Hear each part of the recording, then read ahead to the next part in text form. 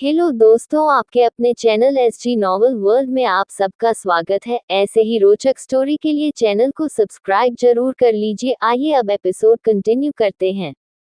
Episode 171, रिश्तों का मजाक बनाया है तुमने। युवराज का घर। अक्षता, आयुषो कि आप मुझे वो देंगे जो मुझे चाहिए। अविनाश, इसमें शो होने वाली कोई बात नहीं अक्षता, आपसे आज तक कभी झूठ बोला है जो अब बोलूंगा। अक्षता, ठीक है अविनाश, तो आप मुझे कुछ दिनों के लिए अकेला छोड़ दीजिए, मैं आपसे दूर अकेली रहना चाहती हूँ। अविनाश ने अक्षता के करीब जाकर उसके माथे पर किस की और कहा, अक्षता अब मैं बहुत खुश हूँ, तो ये सब मजाक का टाइम नहीं है, अभी हमें अपनी खुशी सेलिब्रेट करनी चाहिए। अविनाश को अब भी ये लग रहा था कि अक्षता मजाक कर रही है, लेकिन अक्षता को देखकर ऐसा बिल्कुल नहीं लग रहा था कि वह मजाक के मूड में है। अक्षता के चेहरे पर गुस्सा और परेशानी साफ नजर आ रहा था। अक्षता ने अविनाश की तरफ देखते हुए कहा, अविनाश आपको सच में लग रहा है कि मैं मजाक कर रही हूँ? मैं मजाक नहीं कर रही हूँ Avinash, I am serious. Avinash ने कहा, तो तुम जाना कहाँ जाती हो और क्यों? आखिर मैंने तुम्हें क्या कह दिया जो तुम इतना नाराज हो मुझसे? इतनी बड़ी खुशी की बात है और तुम ऐसे मुंह फुलाकर बैठी हुई हो।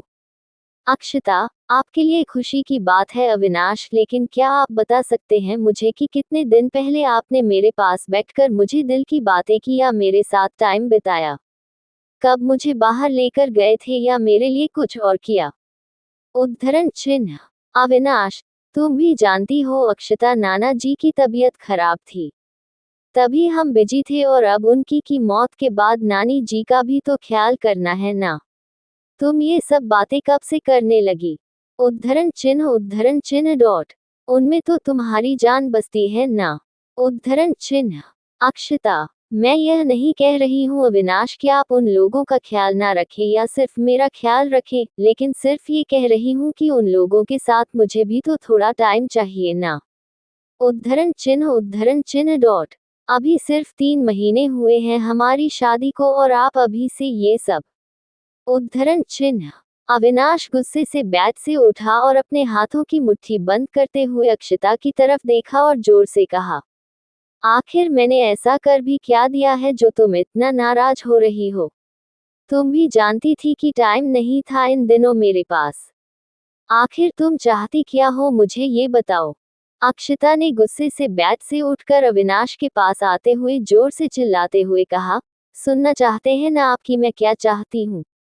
तो सुनिए, तलाक चाहती हूँ मैं, आपसे रहना ही नहीं चाहती मैं आप जैसे इंसान के साथ। पूर्ण विराम। उद्धरण चिन्ह डॉट। तंग आ गई हूँ मैं आपसे और आपकी इन हरकतों से, बख्श दीजिए मुझे और छोड़ दीजिए अकेला। अक्षता और अविनाश की आवाज सुनकर शिवांगी और युवराज के साथ विधि भाग कर आए और उन दोनों को लड़ते हुए देखा। अक्षता इतनी जोर से बोल रही थी कि उसने अपना सिर पकड़ लिया और उसे चक्कर आने लगे। अक्षता गिरने वाली थी कि अविनाश ने उसे संभाल लिया। शिवांगी आगे आए और उन दोनों ने अक्षता को बेड पर बिठा दिया। शिवांगी ने नौकर को आवाज लगाए और अक्षता के लिए पानी लाने को कहा। नौकर अक्षता के लिए पानी लेकर आया और अक्षता ने पानी पीकर गिलास वापस शिवांगी को दे दिया। युवराज ने गुस्से से अविनाश की तरफ देखते हुए कहा, Avinash, what is this behaviour? क्या तरीका है बात करने का? उद्धरण चिन्ह डॉट। ये तुम दोनों बात कर रहे थे या लड़ रहे थे? उद्धरण चिन्ह डॉट। अभी तो तुम बाहर इतने खुश थे और अंदर जाकर ये सब। अविनाश, प्लीज डैड, मैंने कुछ भी नहीं कहा। आप इसे ही पूछिए, पता नहीं ये क्या क्या सोचती रहती है।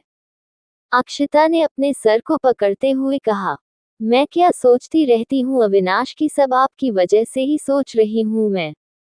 अविनाश, अक्षता तुम प्लीज कुछ देर चुप करोगी? तभी शिवांगी ने अविनाश के हाथ को पकड़कर उसे रोक दिया और अक्षता से कहा, बेटा तुम कुछ देर आराम करो, हम लोग अभी आते हैं।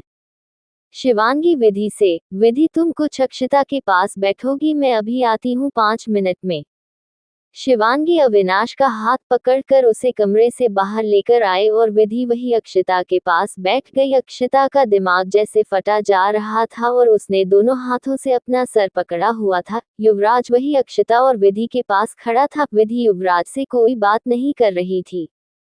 युवराज ने कहा, देखो अक्षता, तुम्हें मेरी बातों को बुरा जरूर लगेगा, लेकिन बेटा तुम भी जानती हो ना, अविनाश के सर पर बहुत जिम्मेवारी है। तुम लोग ऐसे लड़ोगे तो कैसे काम चलेगा। अभी तो तुम दोनों को आपस में अच्छे से रहना चाहिए। अगर कुछ बात है तो मुझे बताओ, मैं क्लास लेता हूँ उसकी। विधि ने अक्षता की जगह युवराज को ताना मारते हुए कहा, देखो तो रिश्तों की बात कौन कर रहा है, जिसे शुरू से ही रिश्ते मजाक लगते थे, जिसने पता नहीं कितने रिश्तों का अपमान किया और कितने रिश्तों को खत्म किया। उद्धरण चिन्ह। युवराज, उस बात को बहुत टाइम हो गया विधि, लेकिन अब तक तुमने मुझे माफ तक नहीं किया, जबकि तुम्हारी बहन खुद मुझे माफ कर चुकी है। विधि, क्योंकि वो भोली है, उसे कुछ समझ में नहीं है और मैं तुम जैसे लोगों को अच्छे से जानती हूँ जो कभी भी नहीं सुधर सकते। अभी इस उम्र में आकर तुम सुधर जाओगे तो क्या हुआ, तुम्हारे पुराने गुनाहों को क्या सब भूल जाएंगे। उद्धरण चिन्ह। शिवांगी अविनाश को रूम में लेकर गई और गुस्से से कहा, ये क्या हरकत है अविनाश, तुम अक्षता के साथ ऐसे कैसे बात कर रहे थे। सब लोग तुम्हारी बहस सुन रहे थे, घर के नौकर तक सुन रहे थे, तुम कोई बच्चे हो क्या। अविनाश, मॉम आप मुझे ही ब्लेम कर रही है, जबकि गलती मेरी नहीं है। आप जानती है वो बिना बात के बहस कर रही थी, सिर्फ इस बात के लिए कि मैं कुछ दिनों से उसे टाइम नहीं दे रहा, जबकि वो जानती है कि कुछ दिनों से कितना कुछ हो गया है हमारी लाइफ में। शिवांगी, देखो अविनाश, ये अक्षता की गलती नहीं है कि वो तुमसे टाइम मांग रही है बेटा। देखो अविनाश, वो तुम्हारी बीवी है और तुम पर सबसे पहला हक अब उसी का ही बनता है। परिवार से पहले तुम्हें उसकी जरूरत का ख्याल रखना चाहिए, क्योंकि उसने तुम्हारे साथ जन जन का साथ देने की कसमें खाई है। और तुम उससे किस तरीके से बात कर रहे हो, क्या मैंने तुम्हें ऐसे ही संस्कार दिए हैं। उद्धरण चिन्ह। अविनाश एक पल के लिए सवालिया चेहरा बनाकर शिवांगी की तरफ देखने लगा और कहा, मॉम ये कैसी बातें कर रही हैं आप। उद्धरण चिन्ह डॉट। क्या आज तक मैंने आपकी परवरिश और संस्कारों को ठेस पहुंची है। उद्धरण चिन्ह डॉट। मैंने आज तक ऐसा कोई काम नहीं किया जिससे आप पर या डैड पर कोई भी उंगली उठे। मॉम, अक्षता खुद ही नहीं समझ रही थी, अब इसमें मेरी क्या गलती है। एपिसोड 172 वो हादसा। शिवांगी, अविनाश, मैं समझती हूँ कि इस वक्त तुम्हें अक्षता का ऐसे बहस करना अच्छा नहीं लगा, लेकिन मेरी एक बात ध्यान से सुनो। देखो, हर लड़की चाहती है कि उसका पति सब कुछ छोड़कर सिर्फ और सिर्फ उसका ख्याल रखे, क्योंकि वो भी अपना घर छोड़कर अपने पति के घर आई होती है। और जहाँ तक अक्षता का सवाल है, तुम तो उसे जानती हो ना, वो कितनी प्यारी लड़की है, कभी भी कोई सवाल नहीं करती तुमसे। ये सब सिर्फ इसलिए हो रहा है क्योंकि वह प्रेग्नेंट है, और प्रेगनेंसी में मूड स्विंग्स होते रहते हैं बेटा, और तुम तो मेरे अच्छे बेटे हो ना। तुम नहीं समझोगे तो कौन समझेगा। उद्धरण चिन्ह।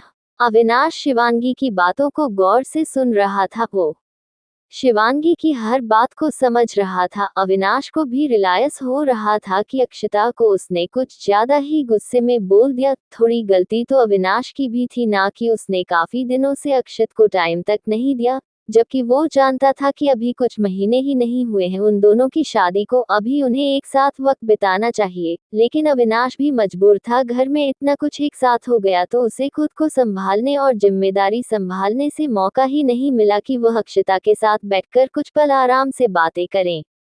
शिवांगी ने अविनाश को ऐसे चुप देखकर कहा, अविनाश, तुम समझ रहे हो ना मैं क्या कह रही हूँ।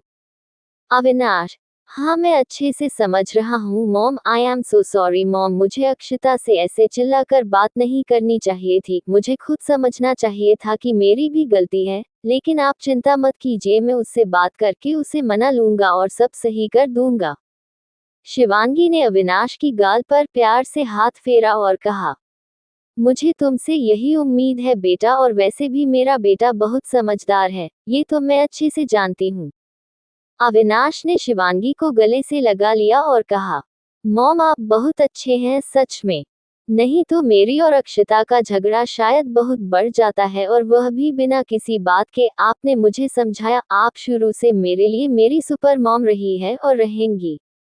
शिवांगी, अच्छा अच्छा बस कर, अब इतना मक्खन मत लगाओ, और जिसे गुस्सा करवा कर आया है पहले उसे मना, फिर मेरे पास आना और मुझसे बात करना। तुम एक काम करो, उसी कहीं बाहर घूमने ले जाओ, उसका मूड भी सही हो जाएगा और तुम दोनों के बीच का गुस्सा भी कम होगा। सिंघानिया हाउस। सभी घर वाले हाल में बैठे बातें कर रहे थे और साथ में चाय पी रहे थे। आज करण भी ऑफिस से जल्दी वापस आ गया था और वह सबके साथ बैठकर बातें कर रहा था। युवांशी ने करण से कहा, करण मुझे तुम कुछ बताना था। वो आज सुबह ही मॉम डैड का फोन आया था और मोम ने मुझे बताया कि अक्षता भाभी प्रेग्नेंट है। मैंने उसे बधाई दे दिया, लेकिन मुझे फिर भी जाना है एक बार, तो मैं आज शाम को ही निकलूंगी। राखी जी ने युवांशी की बात सुनते हुए कहा, अरे वाह युवंशी, ये तो बहुत खुशी की बात है। बहुत बहुत मुबारक हो तुम्हें, और उन्हें भी मेरी तरफ से मुबारकबाद देना। युवांशी, थैंक यू मॉम। तभी सुमित्रा, जो कि वहीं बैठी हुई थी, उन्होंने करण और युवंशी की तरफ देखा और कहा, हाँ वह सब तो ठीक है युवांशी, लेकिन तुम दोनों कब गुड न्यूज़ दे रहे हो? तुम दोनों की शादी को भी तो टाइम हो गया है ना। तुम्हारी शादी उन दोनों से पहले हुई थी और अब तो सब ठीक है, तो सोचा है कुछ या नहीं? युवांशी और करण ने कोई जवाब नहीं दिया, वह एक दूसरे की तरह देखने लगे। युवांशी मुस्काए और वहां से उठकर ऊपर अपने कमरे में चली गई। सभी वहां बैठे हंसने लगे, क्योंकि वह यही समझ रहे थे कि युवांशी शर्मा गई है। अब सबके सामने जहां करण के चाचा जी और पापा भी बैठे हुए थे, तो युवांशी का शर्माना तो बनता ही था ना। राखी जी ने सुमित्रा से कहा, क्या सुमित्रा तुम भी नाक शर्मा गई बेचारी? सुमित्रा, अरे कोई बात नहीं भाभी, आप इतनी टेंशन मत लो, इतना तो चलता है। और वह नहीं शर्माएगी, इस उम्र में तो क्या हम शर्माएंगे? उद्धरण चिन्ह। दूसरी तरफ युवराज का घर। अविनाश अक्षता के पास कमरे में गया और अक्षता अलमारी से कुछ कपड़े निकाल रही थी। अविनाश ने पीछे से जाकर अक्षता को पकड़ लिया और अक्षता ने अविनाश को झटकते हुए पीछे हटने की कोशिश की और कहा, मुझसे दूर रहिए अविनाश, और मेरे पास आने की कोशिश मत कीजिए। अविनाश ने अक्षता के बालों को सही करते हुए कहा, अरे बाप रे, इतना गुस्सा? अच्छा अभी मुझे माफ कर दो, मुझे इतनी गुस्से से बात नहीं करनी चाहिए थी। तुमसे मेरी गलती है कि मैं तुम्हारे साथ टाइम नहीं बिताया, लेकिन आगे से ऐसा कभी भी नहीं होगा, आई प्रॉमिस। अक्षता ने गुस्से से अविनाश की तरफ देखते हुए कहा, मुझे कोई माफी नहीं चाहिए और आपकी, और ना ही आपका कोई प्रॉमिस। आप जाए यहाँ से, मुझे आपसे बात भी नहीं करनी। अविनाश ने अक्षता का हाथ पकड़ के उसे अपने करीब खींचा और अपनी बाहों में भरते हुए कहा, अब ऐसे तो मैं जाने नहीं देने वाला, चाहे कुछ भी हो जाए। या तुम मुझे माफ कर दो या मैं तुम्हें छोड़ने वाला नहीं हूँ। अच्छा जल्दी से रेडी हो जाते हैं और कहीं बाहर घूमने चलते हैं, अच्छी सी जगह पर। फिर वहां से आते हुए तो मैं तुम्हारी पसंद के ढाबे पर खाना खिलाऊंगा और फिर आते हुए आइसक्रीम भी खाएंगे। अक्षता ने अविनाश के बात सुनकर हल्की सी स्माइल की और कहा, ठीक है, लेकिन यह मत समझेगा कि मैं आपको माफ कर दिया। मैं आपसे बात नहीं करने वाली। अविनाश ने अक्षता की गाल पर किस किया और कहा, मैं समझ रहा हूँ कि तुम मुझसे नाराज हो और बात भी नहीं करोगी, लेकिन खाने से तो नाराज नहीं हो ना। तो आज हम तुम्हारी पसंद का खाना ही खाएंगे और तुम्हारे पसंद की आइसक्रीम भी।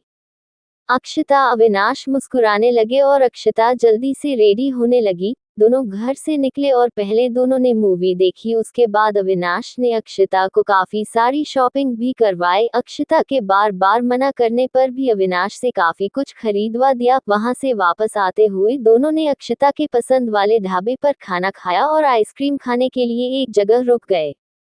अविनाश अपने फोन पर बात कर रहा था और अक्षता आइसक्रीम लेने के लिए उसे आइसक्रीम वाले के पास खड़ी हुई थी। तभी अविनाश का ध्यान सामने आ रही है तेज रफ्तार कार की तरफ गया। उसने देखा वो कार अक्षता की तरफ ही बढ़ रही थी।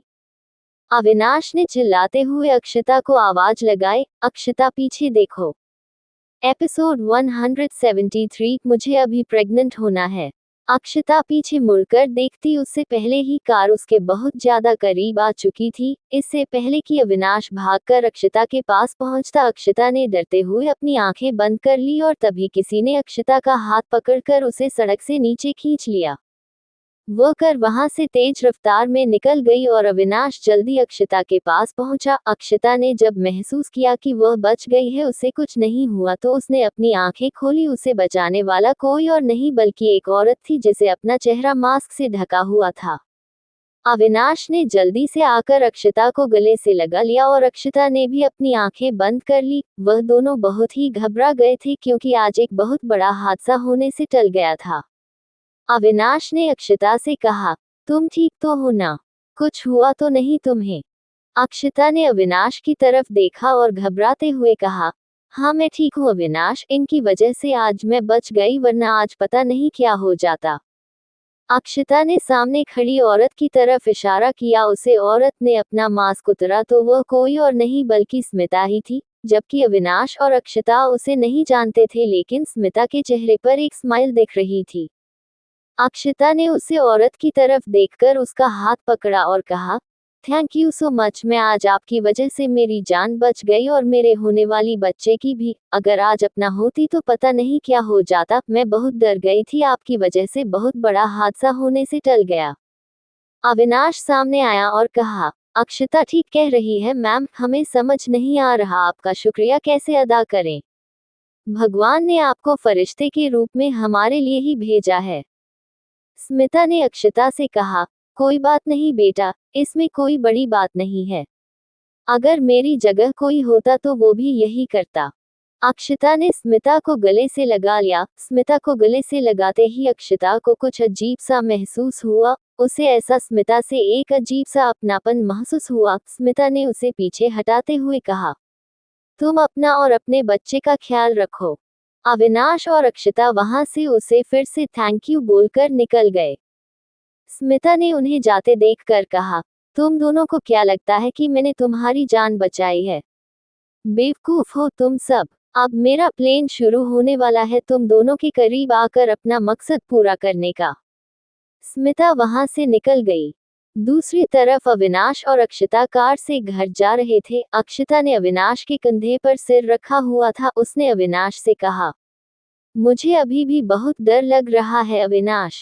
अविनाश, कुछ नहीं हुआ अक्षता, सब ठीक है। वो आंटी जरूर भगवान का ही रूप थी हमारे लिए। अक्षता ने अविनाश की बात पर हामी भरी और दोनों चुप हो गए। सिंघानिया इंडस्ट्री। करण का कैबिन। करण अपने कैबिन में बैठा हुआ था और उसके सामने दो आदमी बैठे हुए थे। करण उन सब के साथ बात कर रहा था।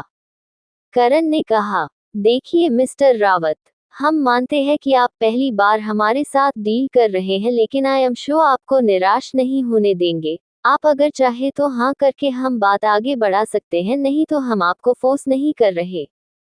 सामने बैठे एक आदमी ने कहा, आप ऐसी बात क्यों कर रहे हैं मिस्टर सिंघानिया? उद्धरण चिन्ह डॉट। हमें आप पर पूरा भरोसा है।